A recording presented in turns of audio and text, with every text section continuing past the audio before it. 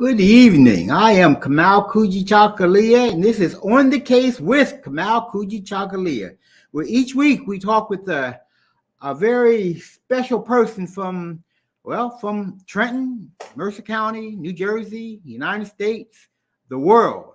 Because there are a lot of important conversations that we need to have.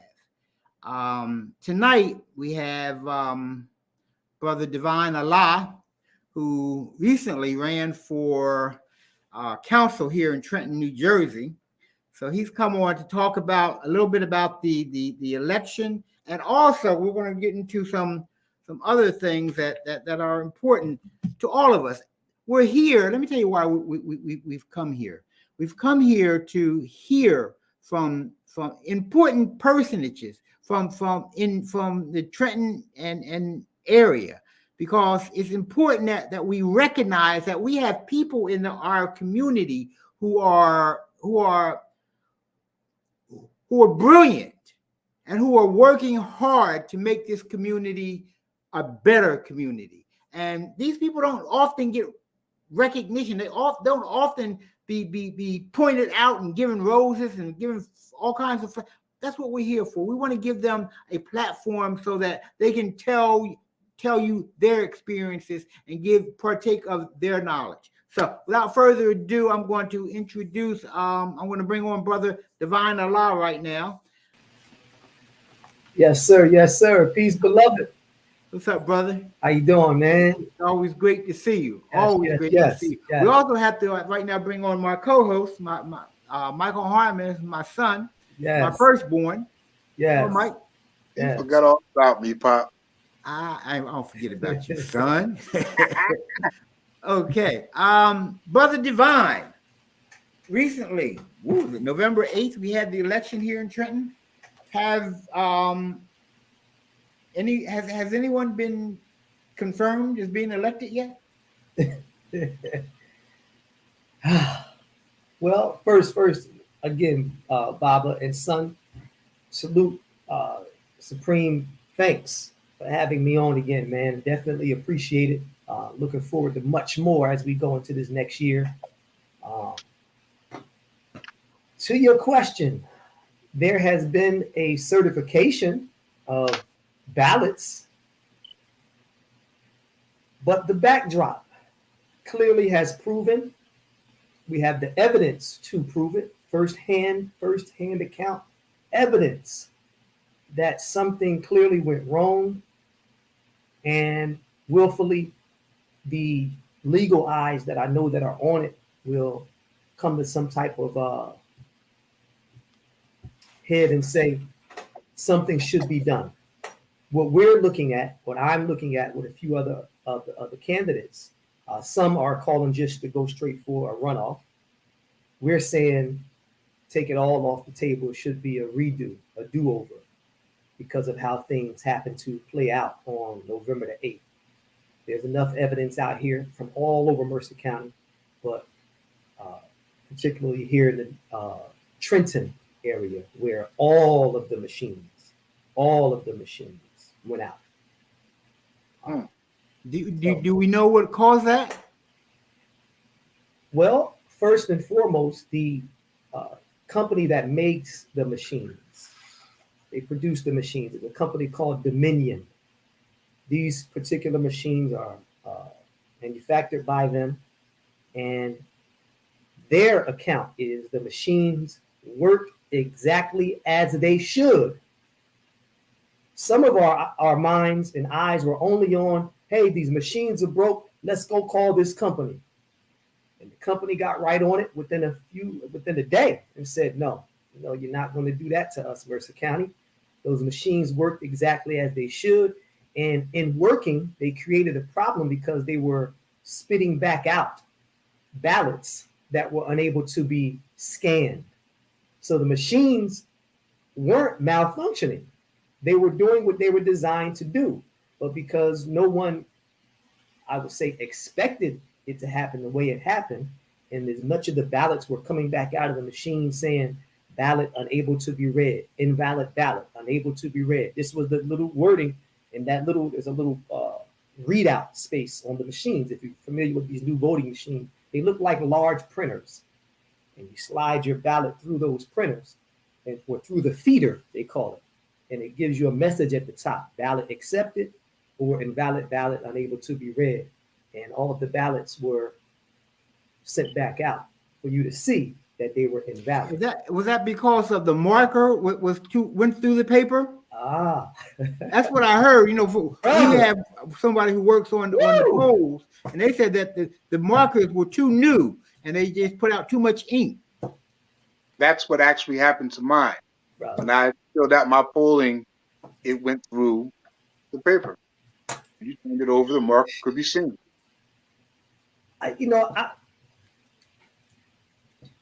Let's walk it back a little bit, because I had to take it from the point of disenfranchisement.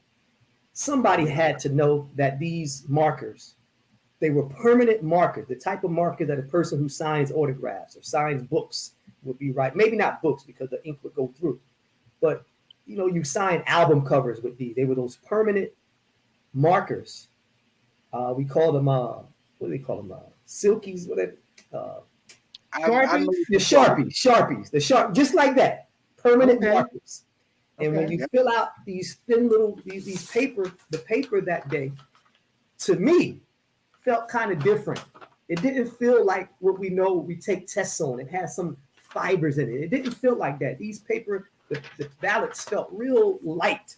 So when you make your option, it bled through on the other side. So if you made 3 options on this side, it would bleed through on the other side, but almost to the right or left of that option. So at first I thought that's what it was, because the poll worker, they stand there with you and they feed it through. When it spit back out, mind you, I happened to be first in line over in the North Ward, Donnelly Holmes district. I had to be first in line, 6:05, 6:10 in the morning. Besides the other stuff that I noticed going on, fortunately, I worked the polls for about 9.5, 10 years. Over the years, I became a board worker inside, not outside the polling place. I became a board worker, so I know the layout. I know what to look for. I know the attitude that should be had when you're in the place. I know the character and the personality that should offer a steady flow from 5 in the morning when they tell us to be there until 8 p.m. or 8:30 at night. 8 p.m. the polls close, but by 8:30 everything should be shut back down, and we go take the bags back down to City Hall. They certify things again, and then they send it over to the Board of Elections to get certified numbers-wise. They just certify that we brought the bag back. So was it different? Was it different? Was the feel different? Where I went, no. The only thing that was kind of out of place, it opened kind of late because, again, if you have new poll workers, which I did notice a lot of new faces, which is a good thing. Some poll workers did step up to do their civic duty. That was at that particular place. District 6, District 11, and I believe District 17 was over in the Donnelly Holmes Community Center. They had one North Ward district and 2 West Ward districts, 17 and 6. That's because a lot of folks knew that the Donnelly Holmes area was actually redistricted over to the West Ward. That used to be District 10. They kept District 11 in the North Ward, but District 10, which is Donnelly Holmes, some of New Willow, Wiley Street, Calhoun, Beach Street, Southern Street, a lot of that area was pushed over into the West Ward. So District 10 is now in the West Ward. So people who were voting, believe it or not, some people showed up saying, Divine, I'm going to vote for you, brother, but they lived in Donnelly Holmes. So a lot of them, again, disenfranchisement. Yeah. Divine, I'm voting for you, brother. Donnelly Holmes, we representing. If I needed 1,000 votes. Do you think it was a mechanical error, or it was a disenfranchisement error, or perfection, really? I'm going to leave.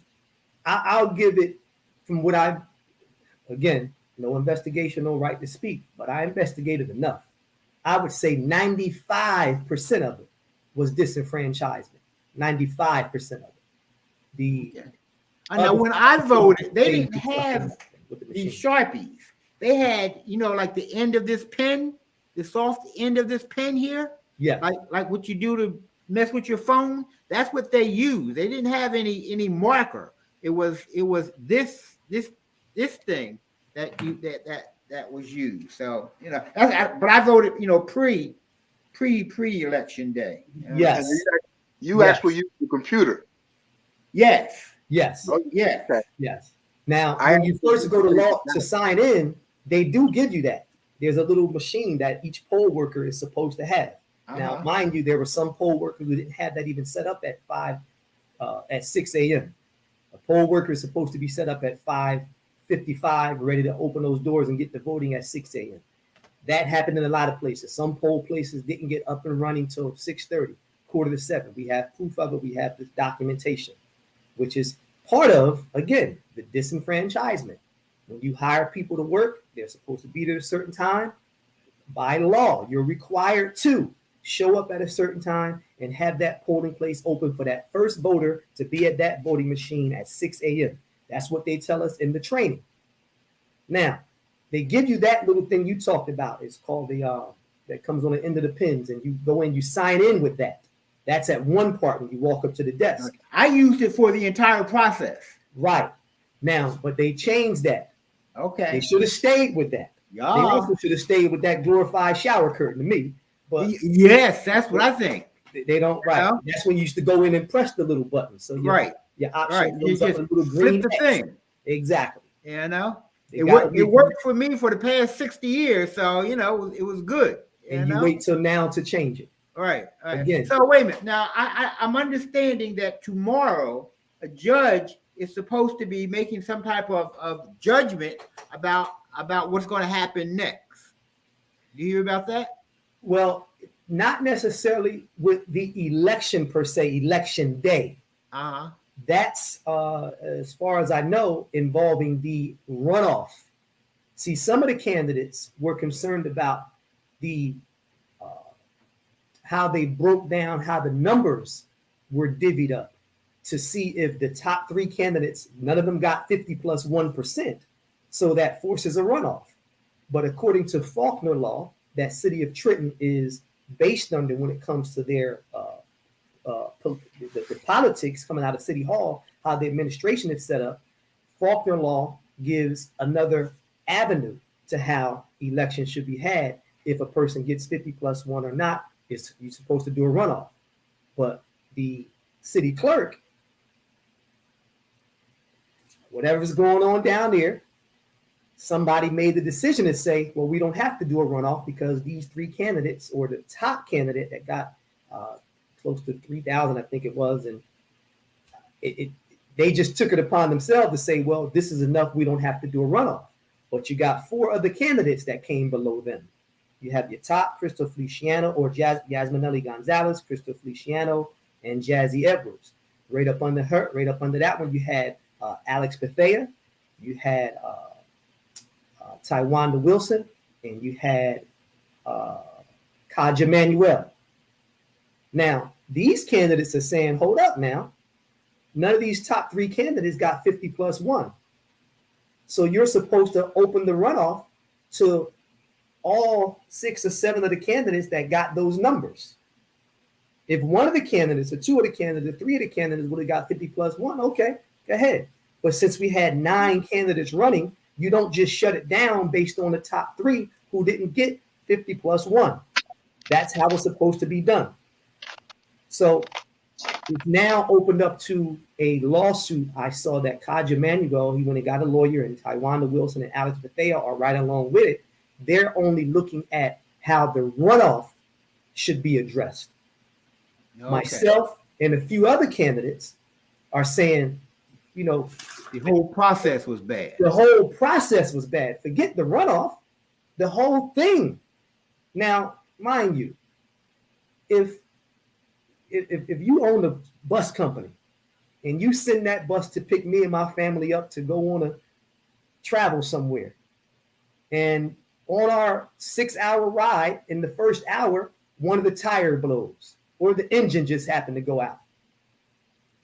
As a company, you're going to say, you know what?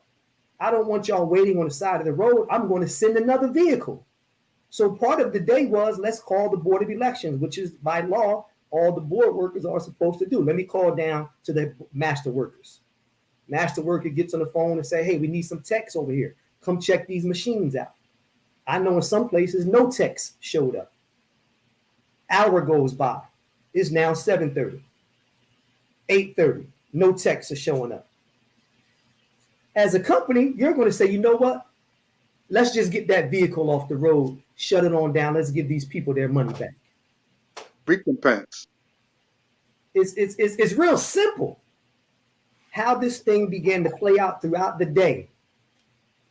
And what I saw with these eyes were people walking in, coming up to, hey, I'm here to vote today. My name is Mr. Such and Such, Mr. Such and Such. Oh, something's wrong with the machine. We can offer you a provisional ballot. X number 1, because you're not supposed to be offered a provisional ballot unless something is happening with your information that's not in the books that they have. All registered voters, everybody is on a certain list. We have master lists from the Board of Elections. Every candidate has that, and every board worker has that sitting in front of them. If your name is not in that book, now we got to deal with some provisional ballots, because you can still prove through ID that you live in the area that you say you live. So, okay, you're not in the book. I still see ID. Let's go get a provisional ballot. So they gave everybody provisional ballot? They were offered that first, because here we are with the emergency. Poll workers didn't expect this situation. Now I get on the phone, Divine Allah, I call the council president. I'm good friends with council president Kathy McBride while this is going on. Mind you, I had already tried putting that ballot through that machine 3 times. It just so happened a master board worker comes walking into Dolly Holmes, and she's, hey, what's going on over here? Why is that taking so long? And we alert her over. You know what? How about I try a pencil? I see a pencil over there on the desk. Let me try the pencil instead of this Sharpie.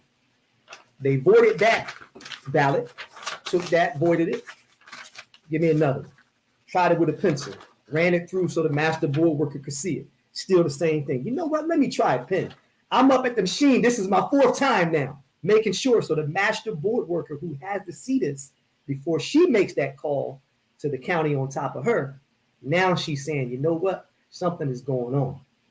And while she gets on the phone, I'm calling council president and letting her know what the deal is. And she was like, well, let me make some calls. And while I'm on the phone with her, I can hear the master board worker saying, hey, everybody, it looks like this thing is happening all around the county. It's not just here. This is all between 6:15 and 6:30 a.m. on November the 8th, brother. And then we start hearing from around Trenton. Then we see in the news reports now.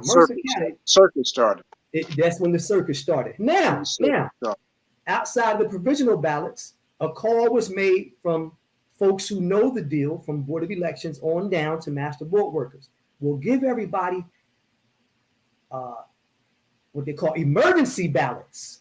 Emergency ballot is when you can make your options, fill it in, but there's this little box connected to the actual voting machine that looks like a little mail slot that you can actually lift it up and take it off. Mm-hmm. Here, Divine, make yours like this. Put your here. And just slide it in that slot. Now, I wasn't comfortable with that. I said, you know what? I'm going to wait and see if y'all get some text down here. I understand it could be, some hectic stuff going on. We got a lot of district you have to deal with. I said, all right, I'll come back. Other folks in line, I ain't got time for this. I'm leaving. I got to go to work. That's disenfranchisement. Yep, that's why people show up early in the morning, because they got to go to work. And they're not going to get back home by 8 o'clock. Now the plot thickens. All right. One side of it is, in a nutshell, after election day, it's all done. We'll get back to some of the other little nuances that happen throughout the day. Okay, so everybody, emergency ballots, they put them in that slot. That leaves the door open for what we thought would happen. Poll workers who did not know how to approach dealing with those emergency ballots. Some folks were digging inside of the box, bringing stuff out, straightening it back up, putting it inside of the box. Violation number 1. Some folks had stuff scattered on the ground, putting them in order. Violation number 2, putting them back in the box. Now, so wait a minute. Wait. What is going to happen? And okay, now you say you want there are some of y'all who want a new election. Do it all over. Who did you go to seek a new election? And what did they say? Well, the first thing they said was, who was this that said this? There's an attorney that I know, council president and Westward Council have contacted. They were already in contact. Now we also have in writing correspondence between city council. They were trying to get a election law attorney weeks leading up to the election. And I know that 2 council members along with the mayor shut that down. See, they're not going to tell you that. They shut that down so an election law attorney can be on the ground that day to, get a fresh ear and eye on this stuff, just in case something happened. Nobody expected this. What do you mean they shut that down? It didn't get approved. By who? By the mayor? Yeah, by council. It didn't get approved. Okay. By the people who were actually running for election? Yes. No. City council. You have, your 7 members or your 6 members at the time. And but are the elections city council controlled? Not are they county The city clerk controls the elections. The city clerk. But there were city council members. You had council president and Westward Council and Eastward Council who were actually running for seats. So they couldn't be involved in that to a large degree. Right. But they did offer up prior to election day, we need to have an attorney to come in to be a part of the city, get with the clerk, so we can have ears and eyes on how the election is going to play out. Let's be proactive. Even more proactive, Council President Catherine McBride said, let's contact the Attorney General's office way ahead of time, weeks before. She had a little petition with all the candidates who were mindful of things that we felt could have taken place, whether it been, police at the polling places, whether it's been, intimidation, whatever it is going on at the polling places, things we thought we know they do happen in some places, but things we thought would happen also. Nobody expected the machine situation. So correspondence was had with DOJ. Election day goes by. Council President, Westward Council, Robin Vaughn, they get right on top of it because we know the fix is in. So what I've been hearing is if people return to vote, that's what you would call supporting evidence. We only want to hear from, because an affidavit was made by Council President and Westward Council, Robin Vaughn, Council President Catherine McBride, put together a affidavit. Divine, do you know those people that you saw walking out there that day? We want to get to these other candidates who saw that, people who did not vote. We were going to get them signing a petition, signing an affidavit. We got signatures. Yes, we did. And we presented it to the attorney. That was one hard evidence. Okay, this is what we need. Who is this attorney? I can't think of his last name No, right now. No. I don't mean his name. I mean, where does he come from? He's a local attorney. He's on top. But is he with the Mercer County Mama Kai High Mercer County Board of Election officials? No. He's outside of that, which is a good thing. Which is a good thing. Yes, he's not with that. No. Okay. And now, it's funny you asked that because the Board of Elections, when they got word of what was happening, they put out a statement. Oh, there's no disenfranchisement. We're going to make sure every voter gets to vote. That's why we have emergency ballots. If there is an investigation, and there were reports out and articles that came out saying something is fishy going on, this needs to be a criminal investigation. That's when the county clerk called on the county prosecutor to investigate it. That's what became fishy. Why I called on the county prosecutor, y'all friends. Naturally, he's going to say, it wasn't nothing wrong that day. It looks like it was the paper. It was the machine. Good. Y'all did good. It's okay. Right. You know, you're right. You put out a statement. Now, in the midst so the of county has approved all of this. All of what happened, or well, that they approved the results. Well, they took a week or just about 2 weeks to certify the results. All right. That's because people were questioning. All right, but they did certify it. They did eventually certify it. So basically, what they're saying is everything is cool. That's what they're saying. Yes. Okay. So anything that's going to come from a legal side of it now is now a waiting game, because once those higher eyes above the county level, state level, and federal level, they're going to do. Okay, but who has taken it to the state and or federal level? Council President McBride and West Ward Council Robin Vaughn. Okay. In the midst of this, working as council?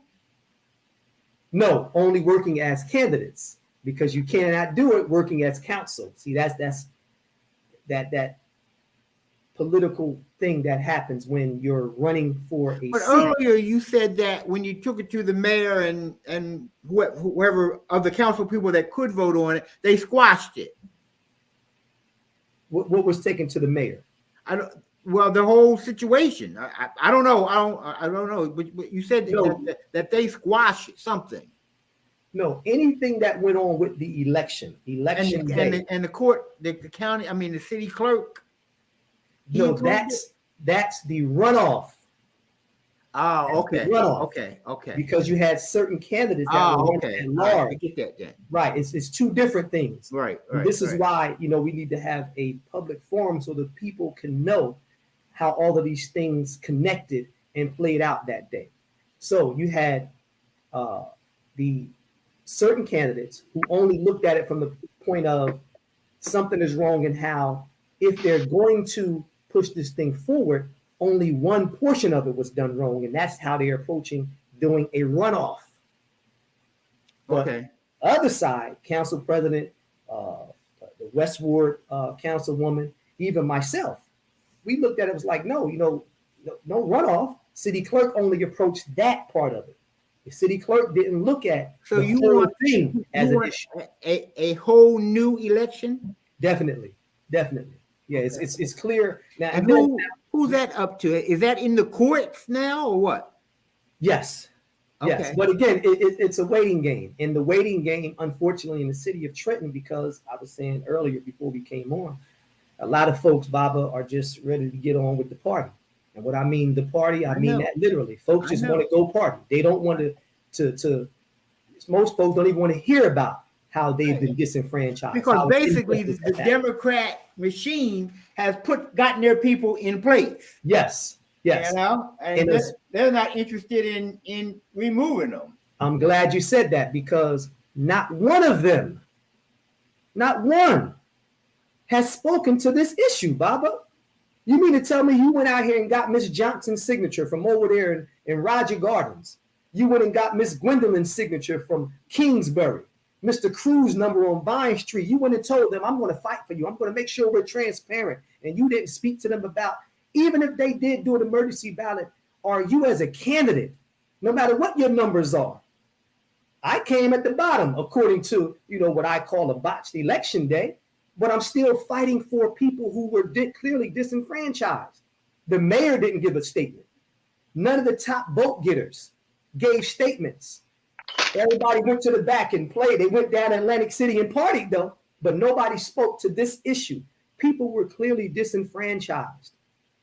There was an issue happening on election day. But there's only black people and brown people. That's what I'm talking about. You know what I mean? Yes. You see, and historically, the political parties don't give a damn about black people or brown people. There you have it. In a nutshell. There you have it. There you have it. They ought to be kicked up their ass. Yes, I agree.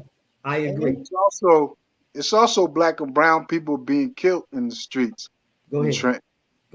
Recently, we've had a couple deaths in the street. Young boy on Carteret Avenue shot, and then there was a man shot in the South Ward also. Yeah. You have vigils for these people.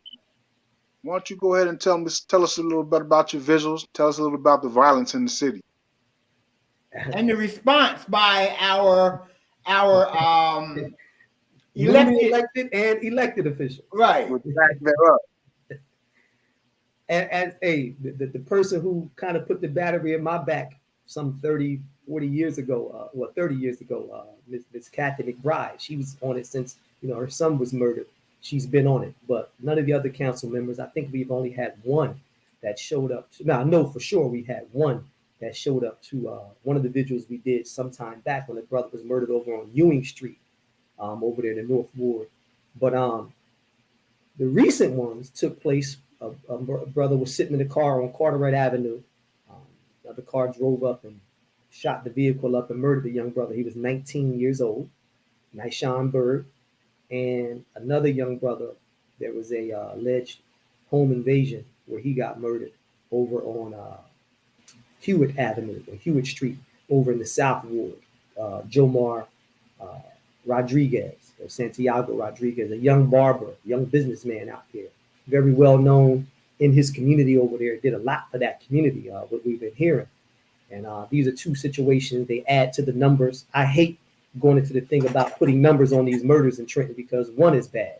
We done got so used to saying, oh, the 44th. Did they arrest anybody for these murders?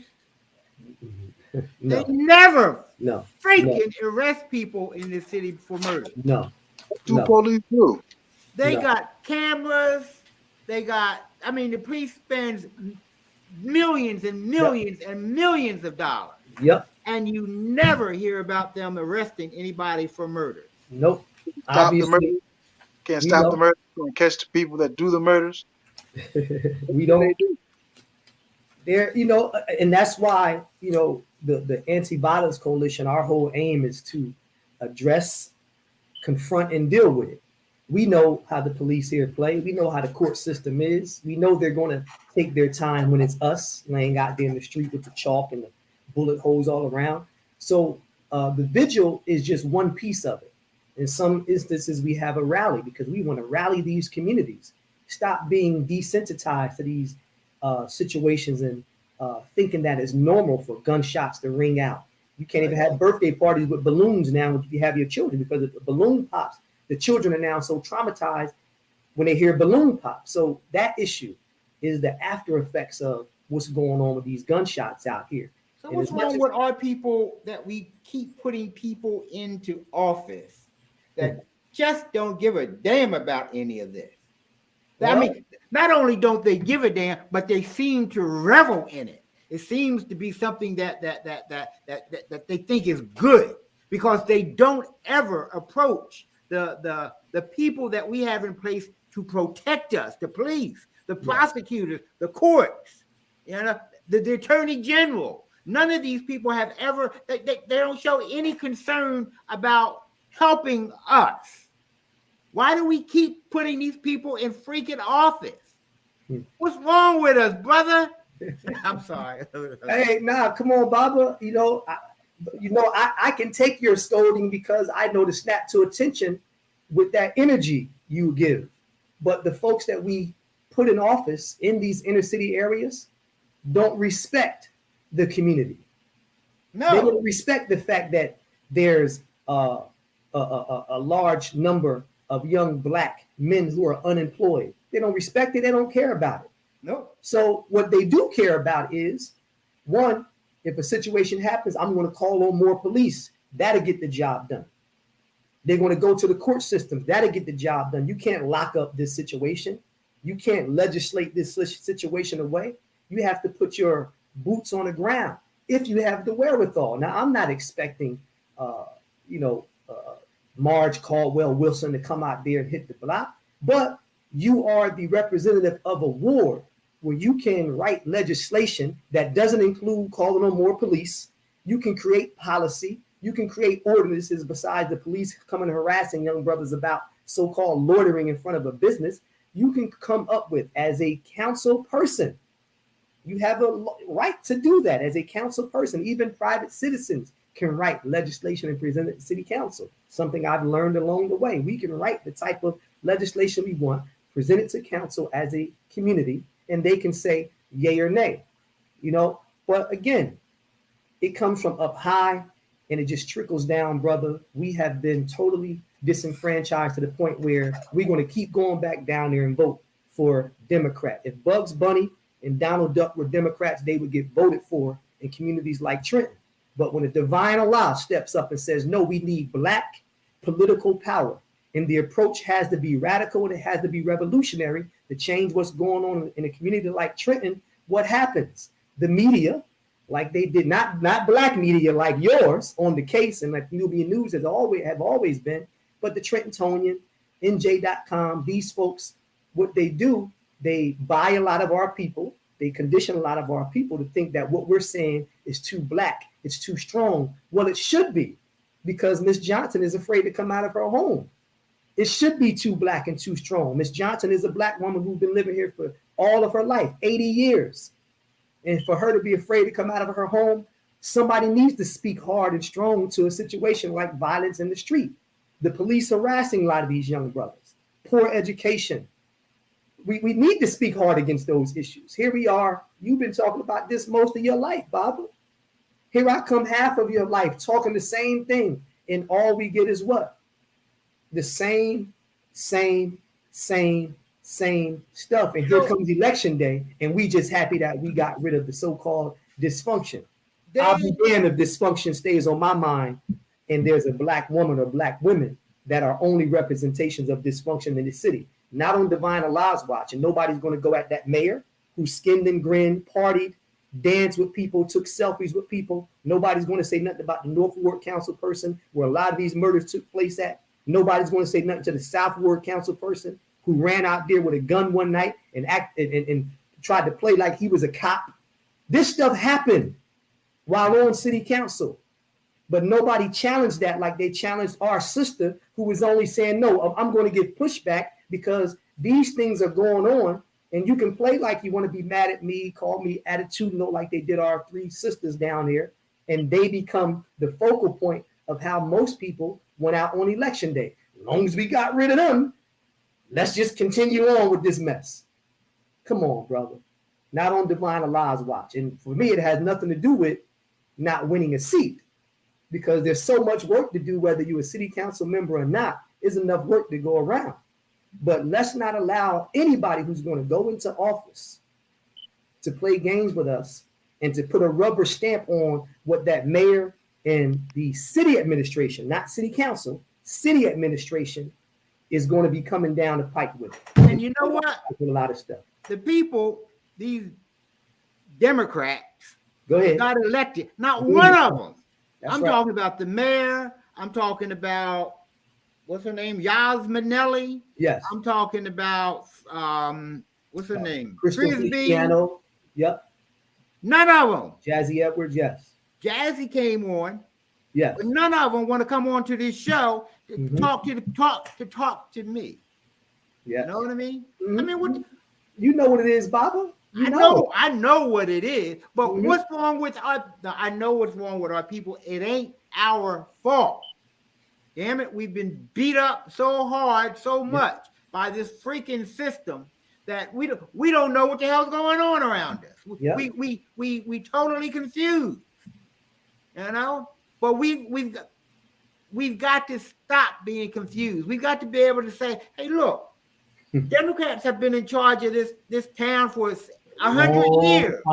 Everything, not only this town, but this state, everything that has been approved by legislation in this state has been approved because of Democrats. Yeah. Any pain that we're feeling is coming from Democrats. We've got to understand that, and we've got to get with independent people who care about us. But the Democrats can dance, Baba. They come to my party. Yes, the Democrats came to my daughter baby shower, Baba. We put selfies together. This is just, you gonna run for office in the future? My thing, it will always be a campaign to, capture the hearts and minds of the people. When that moment comes up again, brother, we definitely going to go at it with a slightly different approach. I mean, our approach was awesome this time around. We registered voters, and We did our due diligence, man. I mean, but again, you can work hard, you can go hard.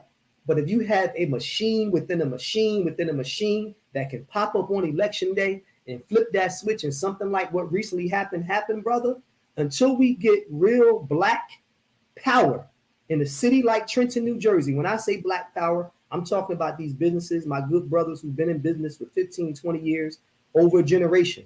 When we get the Smith Foundation involved, when we get a real black political action committee together, where we don't have to be scrambling to have leaders that step up and say, they're going to be counselor, they're going to be mayor. Until we get that, brother, folks like Divine Allah and a few others, my good sister Italia Armstrong, folks like us will always be pushed over to the corner, even though we still do the work, even though we still got the heart for the people to be on this front line. But when you have a machine that backs you because you dance good and, you know, you take selfies and you ain't really speaking about the issue that affect black and brown people, specifically black people, if you're not, you know, with that stuff, they're not going to endorse you or they're not going to support you. Now, I don't care for the endorsement or the support. I just care that our children, those who are coming behind me, won't be disenfranchised 5 years from now or the next election. Tell me about the North Ward. There's going to be a runoff in the North Ward? Yeah, it is. Unfortunately, if you can't get it overturned. Right. And again, that's a waiting game. I don't think. I think I'm willful and hopeful, but at the same time, we know what the deal is, man. These people play games, and I'm definitely going to support my big brother Algernon Ward. But the support, I see he's calling for unity in the community, but unity has to produce something. We can't just window dress with unity. People have been calling me, Divine, going to support Algernon. Divine, going to support Algernon. Well, come on, it goes without saying. That's my elder. But at the same time, if we know he's the one that's unbought and unbossed, like he says, he has that independent thinker mentality going in. He doesn't owe anybody anything. We're going to hold that fire to him in the North Ward to speak loud, to speak clear, and to really speak with that wisdom, brother. And don't fall victim to that mess that we know. Unfortunately, when you look at who's going in there, unfortunately, a lot of those folks are going to be going along to get along. Well, we're going to hold all of them. No doubt. But I'm in North all of them. Say my right, brother. I know. All of them going to get this lighter. All of them going to get this light put up on their because if they get in here and start, and continue to do what they've been doing, then we're going to have a lot to say. They're going to get on camera whether they want to or not. That's right. All right. Because we're going to dog them. Go ahead, brother. I mean, dog after them, not. Go ahead. Go ahead, brother. Brother man. Yes. I want to first thank you. Thank you very much for being here. Thank you. Your words have enlightened and have put a fire to so many people this evening. And I hope millions of people hear this tape. I hear your voice, ma'am. We thank you for being here. We'll be in touch with you throughout next year and time on, so that you keep coming back to drop these words of wisdom. No doubt. I look forward to it. Give thanks, Before we go, I want to say to all the sisters, past and present, we love you. Go ahead. We're here to honor you, to defend you, and to protect you. That's right. That's what we're here for. That's right. Okay, and we appreciate you. We love you. So, Michael, see you next week. We have Mr. Carl McCall. Okay. Whose daughter passed away in 2021 in December of a fentanyl overdose. And that's another talk about these damn police that's supposed to be protecting and defending us. Go ahead. They're supposed to be running investigations on trying to find out who actually sold the drugs to Aseki. But where's our public health agency? Exactly. So next week we're going to bring on her father, Mr. Carl McCall, to talk about his daughter Aseki McCall and her death and the investigation that did not happen in the follow-up of her death. Okay, that's great. Brothers, thank you. Peace. Salute, Baba. Y'all be safe, man. Good to hear from you again. We're going to keep pushing. Y'all take care. It continues. Yes, sir. Yes.